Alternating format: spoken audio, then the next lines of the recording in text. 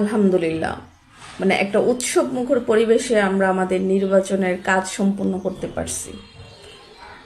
মানে উৎসব মুখর কি, সেখানে মানে সম্পূর্ণই স্বচ্ছ ছিল। তবে অনেকে যদি বলেন সেটা স্বচ্ছ হয়নি, তবে হ্যাঁ, স্বচ্ছ হয়নি 10%, আর বাকি 90% কিন্তু স্বচ্ছ হয়েছে। মানে আমি নিজে গত নির্বাচন যেগুলোর মধ্যে আমি ডিউটি করছি, আমি দেখছি যে একজন রিয়েল ভোটার আসে নাই। গতকালকে যেটা হয়েছে, মানে একজন আমার মানে হয়নি।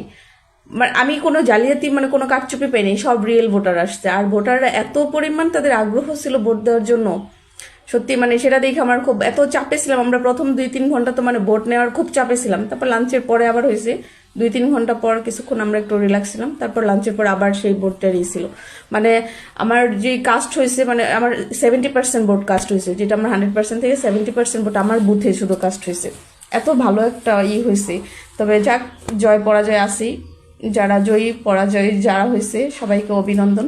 তবে আমরা সাধারণ জনগণ যেটা এবার দেখাইছি, আমরা চেষ্টা করলেই কি আমরা দুর্নীতির লাগাম যেটা সেটা আমরা ধরে রাখতে পারি।